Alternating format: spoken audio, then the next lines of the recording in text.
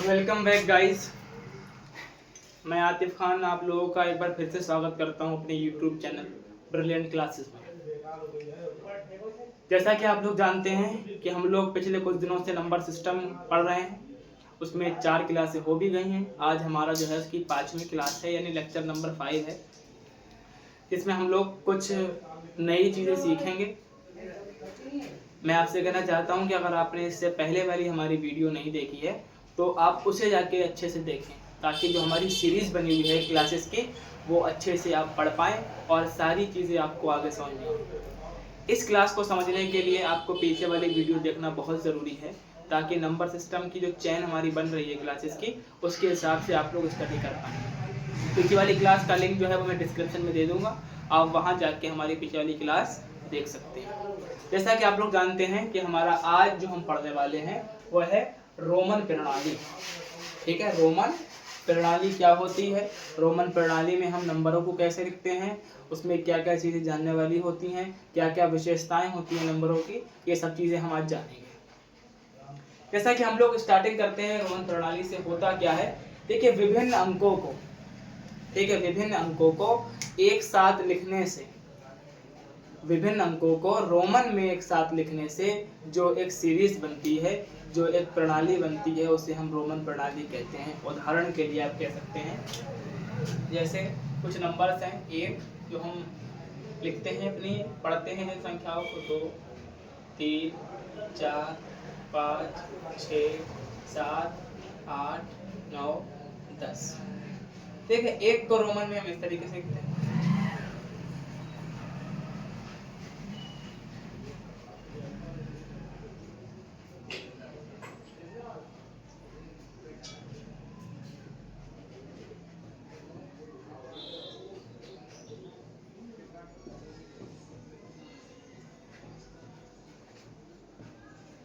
ठीक है, इस तरीके से। फिर 20 30 40 50 100 500 1000।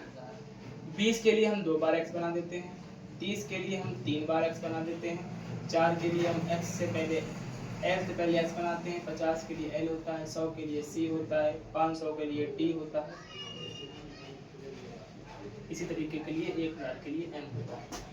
ये हमारे कुछ रोमन में अंक हैं, ठीक है, यही सीरीज आपके काम आने वाली है। तो सबसे पहले आपको ये पता होना चाहिए रोमन में हम 1 2 3 4 5 6 7 8 9 10 किस तरीके से लिखते हैं, 20 30 40 50 100 500 1000।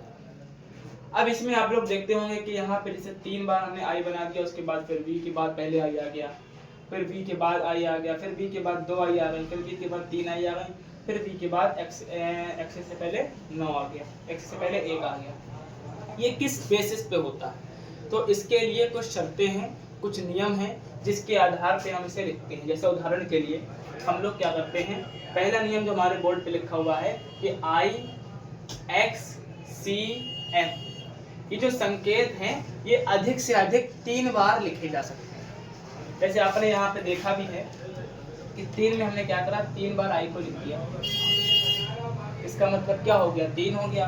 हम 4 बार भी तो लिख सकते थे, जिसका मतलब 4 हो जाए, हम 5 बार भी तो लिख सकते थे, जिसका मतलब ये 5 संख्या बन जाए, लेकिन असल में ऐसा नहीं होता है। हमारा नियम क्या कहता है कि आप i को, x को, c को, m को अधिक से अधिक 3 बार लिख सकती हैं, अधिक से अधिक 3 बार रिपीट कर सकते हैं, और उसका जो मान होगा वो उसके योगफल के बराबर होगा। यानी जैसे आपने क्या करा, ये 3 है, इसे आपने क्या करा, 1 + 1 + 1, इसका मतलब क्या होता है, 3, यानी जो इसका मान होगा वही इसके योगफल का मान होगा। इसी तरीके से आप क्या करें, 3 बार x ले लें, 3 बार x का मतलब क्या है, 10 + 10 + 10, यानी ये कितना हो जाएगा, 30 हो जाएगा। इसी तरीके से आप क्या ले लें, c ले लें 2 बार, c का मतलब क्या है कि 100 + 100, ये दोनों को जोड़ के 200 हो जाएगा, यानी डबल c का मान कितना होता है, 200 होता है। इसी तरीके से आप m ले लें, m का मतलब 1000 + 1000 + 1000, तीनों को जोड़ेंगे 3000 हो जाएगा। यानी जो इसके योगफल का मान होगा वही इसी संख्या का मान होगा। ये हमारा नियम नंबर 1 है, यानी I X C M। अब आपको पहले ये बता दें कि I जो है वो 1 के लिए लिखा जाता है, X जो है वो 10 के लिए लिखा जाता है, C जो है वो 100 के लिए लिखा जाता है और M जो है वो 1000 के लिए लिखा जाता है। यानी इसे आप अधिक से अधिक 3 बार रिपीट कर सकते हैं। इन 4 नंबर्स को हम लिख देंगे रिपीट 3 टाइम्स। ठीक है, इससे ज्यादा अगर आप इसे रिपीट करते हो, एग्जांपल के लिए आपने क्या करा, यहाँ पे 4 बार सी लिख दिया और हमसे बताया कि सर 4 बार सी लिखने का मतलब ये तो 400 हो गया, लेकिन असल में ये क्या है, असल में ये गलत हो जाएगा। यानी आप इसे 3 बार ही लिखोगे, ज्यादा से ज्यादा 2 बार भी लिख सकते हैं, 1 बार भी लिख सकते हैं, लेकिन 3 से ज्यादा बार अगर आप इसे रिपीट करोगे तो फिर ये आपका गलत माना जाएगा। यानी नियम नंबर 1 बहुत आसान था, इसी वजह से हमने क्या करा था, यहाँ पे इसे 3 बार लिखा, यहाँ पे I को 3 बार लिखा, ताकि ये 4 बार लिखने से गलत ना हो। अब हमारा अगला नियम क्या है, अगला नियम हमारा है कि VLD, यानी 3 संकेत हैं ये हमारे। V जो कि 5 के लिए लिखा जाता है, L जो कि 50 के लिए लिखा जाता है, D जो है वो 500 के लिए लिखा जाता है। ये संकेत जो है आप रिपीट नहीं कर सकते। यानी आप कह दो कि सर V बराबर तो आपका फिर 5 + 5 10 होना चाहिए, लेकिन असल में ये नहीं। आप कह दो कि L 50 + 50 + 50, ये तो फिर 150 होना चाहिए, लेकिन असल में ये 150 नहीं होता है, ये भी क्या हो जाएगा, गलत। इसी तरीके से D लिख के आप कह दो कि सर ये 500, ये 500, दोनों को जोड़ के तो फिर 1000 आना चाहिए, लेकिन ये भी गलत हो जाएगा। क्यों गलत हो जाएगा, क्योंकि नियम के आधार पे हम बोलेंगे कि भाई आप VLD को रिपीट नहीं कर सकते, आपको क्या करना पड़ेगा, इसे 1 बार ही लिखा जा सकता है। ये हमारा कहने का मतलब है। फिर नियम नंबर 3 क्या है, और बहुत ही इंपॉर्टेंट नियम है, जो रोमन प्रणाली का आप ये समझिए कि सबसे महत्वपूर्ण, सबसे इंपॉर्टेंट नियम, ये नियम नंबर 3 ही है। क्या है, समझना थोड़ा ध्यान से, कि I को केवल V और X से, X को केवल L और C से, C को केवल D और M से ही घटाया जा सकता है। अब समझना ध्यान से, जैसे मैं बोलूं कि कहीं पे मैंने लिख दिया इस तरीके से, एक I लिखा है, एक V लिखा है। अब आपको समझने का मतलब यह है कि अगर कोई छोटा संकेत बड़े संकेत से पहले आता है, अगर कोई छोटा संकेत बड़े संकेत से पहले आता है, तो इसका मतलब ये है कि आपको बड़े संकेत में से छोटे वाले संकेत को माइनस करके इसका मान निकालना पड़ता है।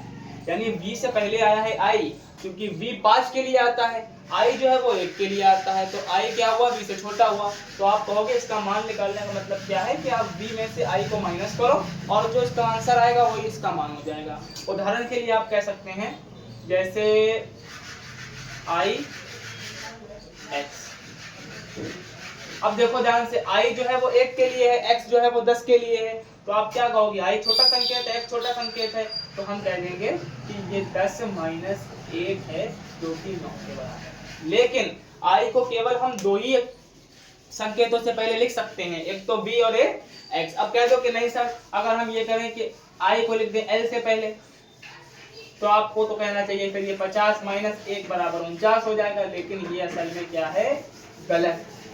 आप I को L से और C से, D से, M से पहले नहीं लिख सकते। I जो है वो सिर्फ 2 ही संकेतों से पहले लिखा जाता है, वो कौन कौन से हैं, V और X। इसके अलावा I जो है वो किसी भी संकेत से पहले नहीं लिखा जाएगा।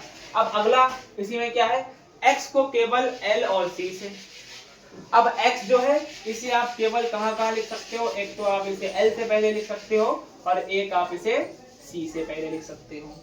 L से पहले लिखने का मतलब क्या है, L जो है 50 के लिए है, X जो है 10 के लिए है। इस आधार पे L क्या हो गया, बड़ा संकेत, और X क्या हो गया, छोटा संकेत। तो आप क्या कहोगे, सर इसका मान कैसे निकालेंगे, 50 में से हम लोग 10 माइनस कर देंगे और ये बराबर हो जाएगा 40।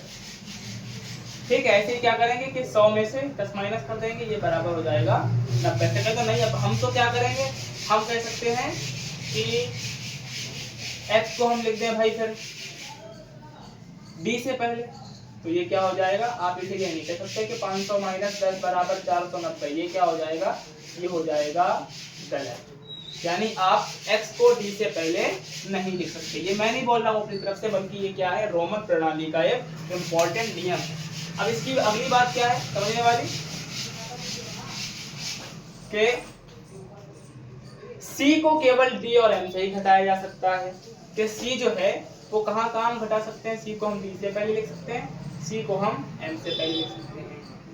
c को d से पहले लिखने का मतलब क्या है, d जो है वो 500 के लिए आता है यानी बड़ा संकेत है, और c जो है वो 100 के लिए आता है वो छोटा संकेत है। तो हम कह सकते हैं 500 माइनस 100 बराबर 400। इसी तरीके से c जो है वो 100 के लिए, m जो है वो 1000 के लिए, तो 1000 में से 100 माइनस करेंगे हो जाएगा हमारा 900। यानी c को हम सिर्फ दो ही संकेतों से पहले लिख सकते हैं, एक हमारा है d और एक हमारा है m। ये हमारी अगली बात है।